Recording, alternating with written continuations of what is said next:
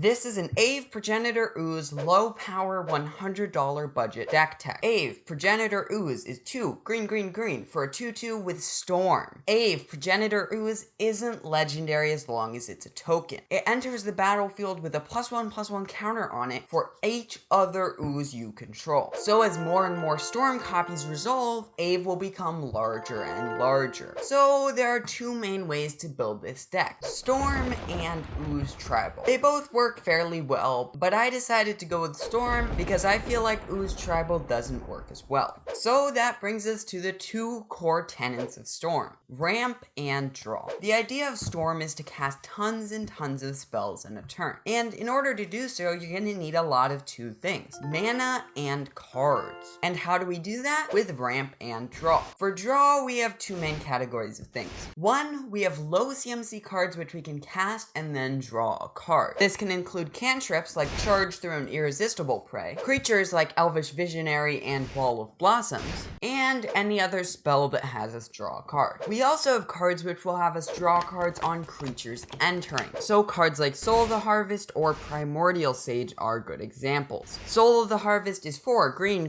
for a 6/6 trample. Whenever another non-token creature enters the battlefield under your control, you may draw a card. So we can cast tons of creatures, draw off of those creatures, and use that draw to keep storming off. It turns every single one of our creatures, which is over 36, and turns it into draw. We have the same effect on cards like Zendikar Resurgent, which also doubles our mana, Beast Whisperer, and more. There are also a lot of different variations of how this can work. For example, Garruk Pack Leader says, whenever another creature with power 3 or greater enters the battlefield under your control, you may draw a card. The upside is that when we're casting Aeve and getting a lot of copies of it, we will draw from all of those copies. The downside is that we're less likely to draw from the creatures we're casting while we're storming off. It's a similar idea with Selvala, Heart of the Wilds, Garruk's Uprising, and Elemental Bond. This deck has 24 pieces of draw, which tends to be enough to keep us storming off. The next category is ramp. We have also 24 pieces of ramp, so we have some dorks like Arbor Elf, Elvish Mystic, Finethorn Elves, and Llanowar Elves. This is incredibly useful for ramping out early, and our creatures then will give us mana later in the game. Our dorks also go up in CMC a lot. So cards like Karametra's Acolyte, Llanowar Tribe, Llanowar Visionary, and Elvish Archdruid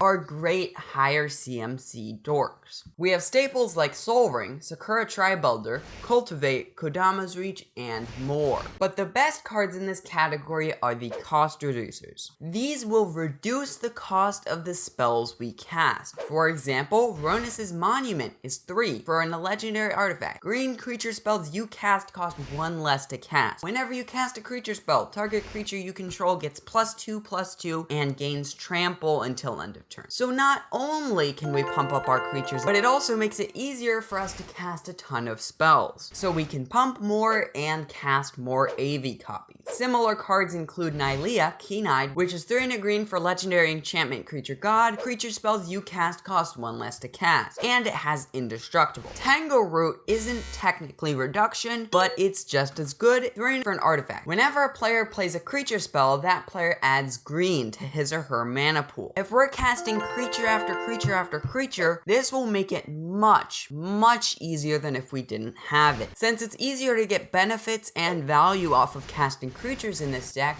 we have a lot of creature land ramp spells as well. This includes cards like Farhaven Elf, Wood Elves, and Sakura Tribe Elder. Another thing to help us storm off in ramp is Early Harvest. Target player untaps all basic lands he or she controls. We are running 30 basic lands out of 36 lands. This is essentially going to reset our mana, and that's a huge amount of value. And that's going to make it so we can keep on storming off and cast many more spells than we usually would be able to. So the game plan seems pretty simple. First, get a good amount of mana and prepare for your turn to storm off. Then on that turn, cast all of the ramp and the draw you can until you cast Aeve. You get a ton of copies of Aeve, and next turn you attack. But there are still a few streamlines we need to do. First of all, we can add haste like Crashing Drawbridge and Surak the Huntcaller. So if we have enough resources, we can simply storm off and attack on the same turn. This makes winning so so much easier and makes it so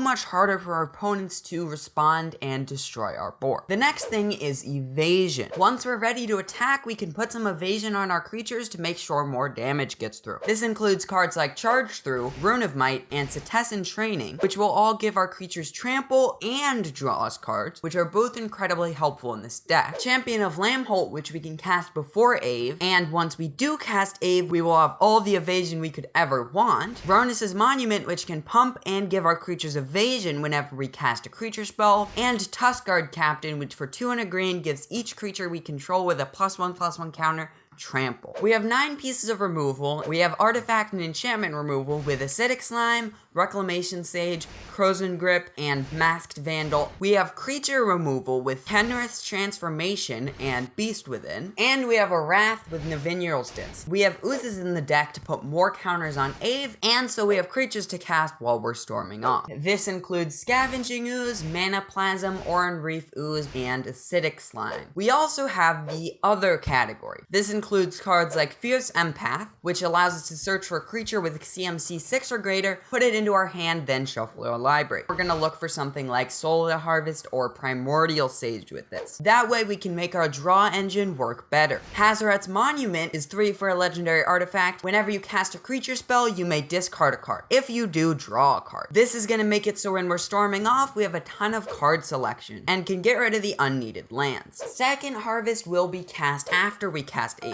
and we'll make a copy of all of our tokens. Overwhelming Stampede is an incredibly powerful win condition. It will give all of our Aeves +X, where X is the power of the largest creature we control. And to top it off, it gives Trample. If that's not enough to win the game, I don't know what is. This deck is running 36 lands. This includes cycle lands like City of the Indomitable, Slippery Karst, and Tranquil Thicket. These are good because if we're storming off, we have less lands to get caught on. We can simply cycle them away. Tangled Florahedron can be cast as a creature instead of a land, and Cryptic Caves can be sacrificed to draw us a card if we run out of things to cast. Mirrored Landscape allows us to ramp more and get some mana, since we want as much ramp as possible in this deck. Aeve is a difficult commander to build and a difficult deck to make work, especially on a budget, and because of that, it's not super viable in mid-power. The other issue is that a lot of the ramp we're running isn't gonna matter until the next turn. Cards like Cultivate, Kodama's Reach, Sakura Tribuilder, and more enter the battlefield tapped. And our dorks like Llanowar Elves, Finehorn Elves, Elvish Mystic, and Arbor Elf will have Summoning Sickness and therefore be unable to activate the turn you play them. But overall, this is a fine deck and could consistently compete in low power. The other thing to think about, which is true with all Storm decks, is actually playing them. Playing Storm decks is difficult and requires a lot of planning and understanding of what you're likely to draw. You need to make sure that you cast things in the right order in order to optimally storm off, and figure out which risks are worth it to take. Also, I'd just like to say that this summer I will be working at a Scouts BSA summer camp. It should be a lot of fun, but I'll have less time to work on my content. I will still try to keep making videos, and most likely you'll see me recording in a tree, but it's not going to be easy, and my schedule and internet access is unpredictable. Most likely, I will simply slow down the uploads. I will go from every week to every other week, but I simply don't know what my schedule or internet access will be like. So you'll just have to wait and see. Thank you for listening, and I will see you next time.